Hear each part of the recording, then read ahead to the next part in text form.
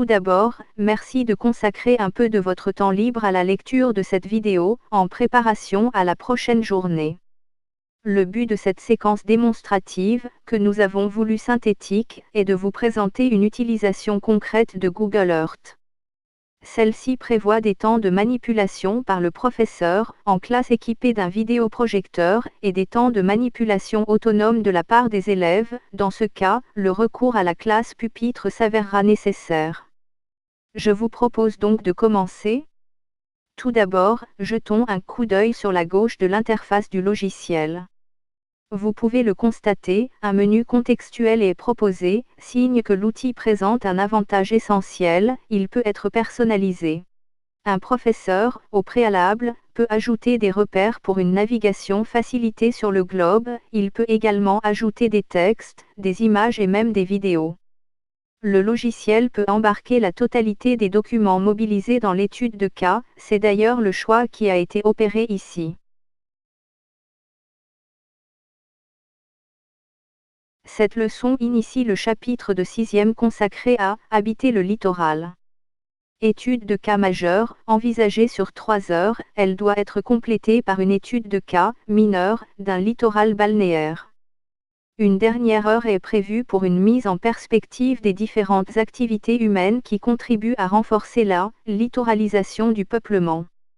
Lors de la première heure, il s'agit, grâce aux outils numériques, de localiser et situer Dunkerque, à différentes échelles. Les élèves doivent, dans un premier temps, situer le plus précisément possible Dunkerque dans le jeu des échelles grâce au curseur d'échelle du géoportail. C'est l'occasion de réfléchir à la situation géographique et de rédiger quelques lignes sur ses atouts.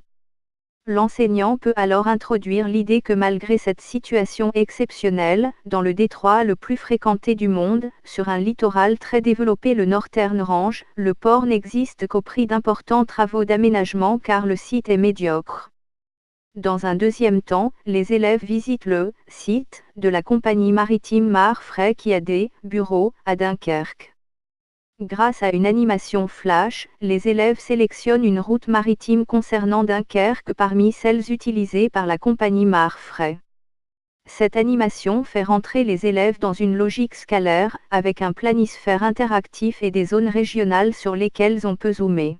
L'activité est complétée par la réalisation d'un petit schéma grâce à Point-O-Fix, logiciel d'annotation proche de Paint, avec lequel les élèves reportent les grands repères terrestres permettant de décrire cette route maritime.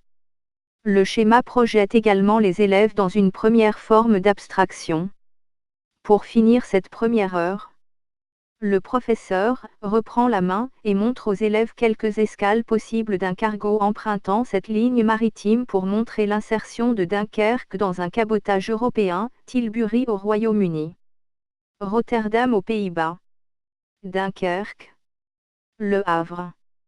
Et ceci grâce à la fonction « Visite » disponible dans Google Earth et qui permet d'enregistrer un itinéraire balisé. Il s'agit d'une comparaison visuellement parlante, Tilbury ou Rotterdam se prête aisément à la démonstration tant sur le plan des superficies qui relèguent Dunkerque à une place davantage régionale que mondiale, qu'au plan de la situation du port sur le littoral, de front de mer ou d'estuaire. Quelques gros plans sur les terminaux à conteneurs, par exemple, permettent de cerner les faiblesses de Dunkerque dans le jeu mondial.